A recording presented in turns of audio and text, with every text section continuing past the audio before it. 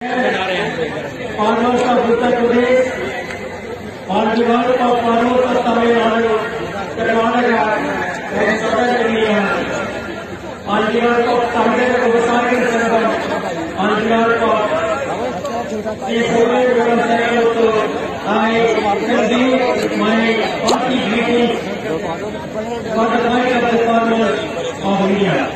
मैं दक्षिण भारत से आया हूँ। मेरा संगठन तमिलनाडु फार्मर्स एसोसिएशन है। हमारे नेता चुनाव उत्तर जी ने मुझे यहाँ भेजा। मैं आपको बधाई देता हूँ इस सुंदर और मजबूत आंदोलन को चलाने के लिए। Farmers' fight is one fight to have a very decent life to live. But the government agenda has one agenda to make few of their friends, those corporate friends, to have a better life. किसान लोग हैं अपने जीवन स्तर को सुधारने के लिए, लेकिन सरकार का जो एजेंडा वो पूंजीपति दोस्त हैं उनके लिए रास्ता साफ कर रहे हैं। वो हमारी खेती और किसानी पे डाका डाल सके ऐसा वातावरण तैयार किया जा रहा है। What is that we are fighting? They were invited to negotiate for 8 times, 9 times. Because they never invited farmers, they never invited farmers. This is the government.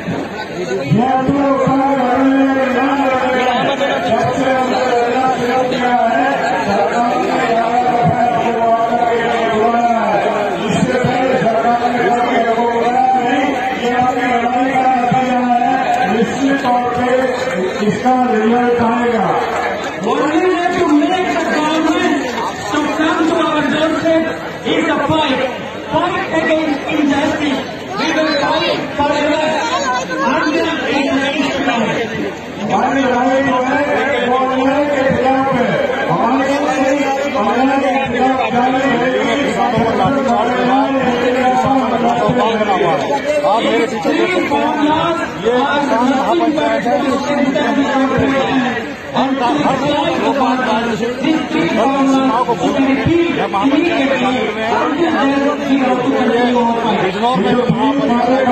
बुलाई गई है। ये हमारी भीड़ का मानना है सरकार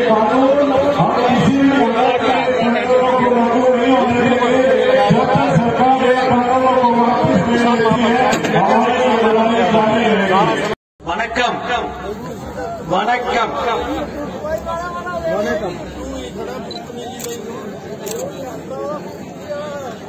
हिंदी मालूम नहीं है, तमिल में 2 செகண்ட் है। என் அன்புக்குரிய விவசாய பெருமக்களுக்கு தமிழகத்திலிருந்து தமிழக விவசாயிகள் அனைவருடைய அன்பையும் பேர் ஆதரவையும் தெரிவிப்பதற்காக டெல்லிக்கு வந்திருக்கின்றேன். உங்கள் அனைவருக்கும் என்னுடைய அன்பார்ந்த நல்வாழ்த்துக்கள். போராடுவோம், வெற்றி பெறுவோம். போராடுவோம், வெற்றி பெறுவோம். लड़ेंगे, जीतेंगे. My dear farmers, my name is Kannayan Subramaniam, a small farmer from Tamil Nadu. My mother is working there in my farm.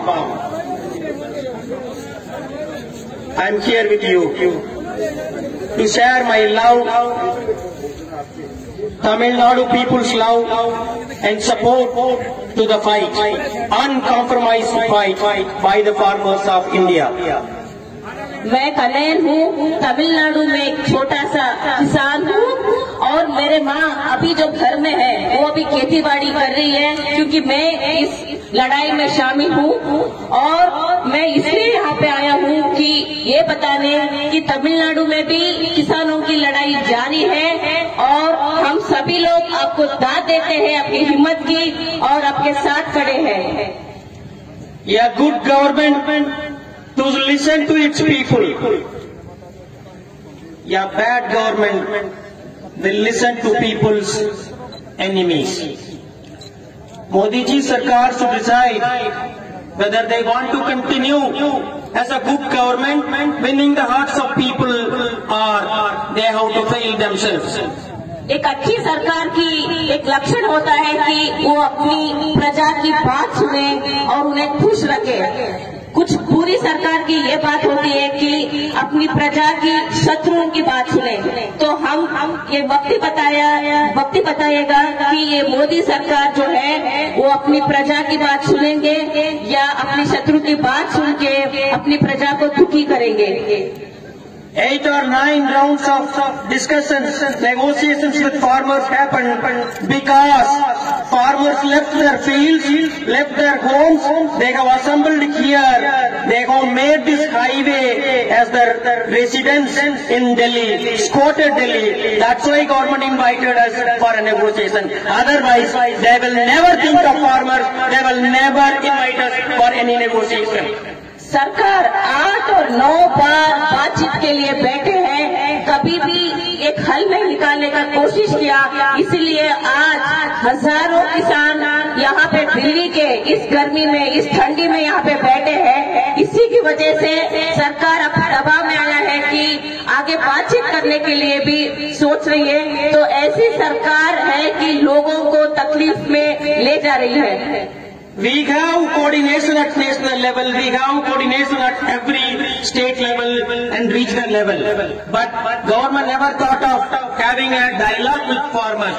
But the industrial houses, the traders consortium always have access to the Prime Minister's office or the concerned ministries.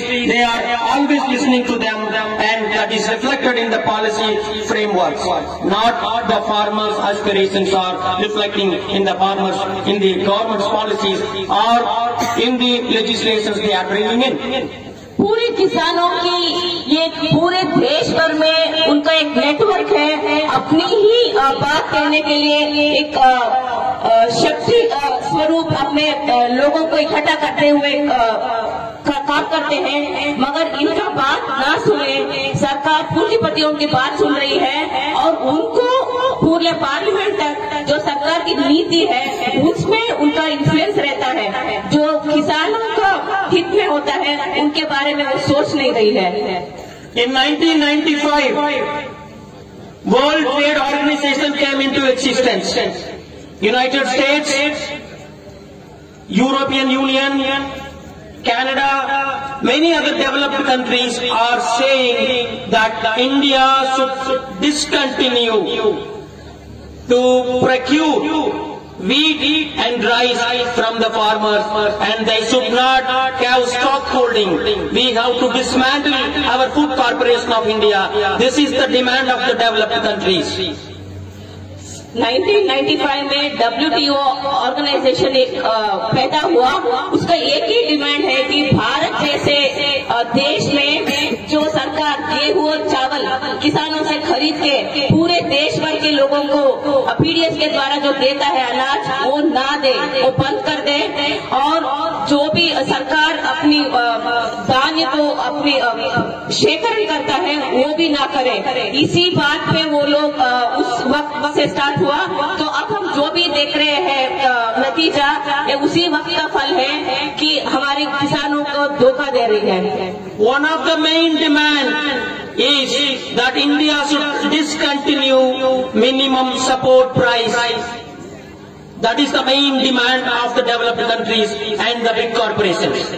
जो developed countries हम बोलते हैं जैसे कि European union, America जैसे देशों का एक ही डिमांड है कि भारत जैसे देश वो अपने किसानों को मिनिमम सपोर्ट प्राइस जो है वो ना दे और किसानों से ना खरीदे धान्य, वो मार्केट प्राइस पे चले जाए। उसी डिमांड पे वो लोग अड़े हैं। Modi ji Sarkar submitted itself to the international powers and corporate powers. They have brought this legislation to dismantle this MSP regime and also to dismantle Food Corporation of India, mandi systems, and expose farmers, producers to face free market economy that has always been disadvantaging the farmers.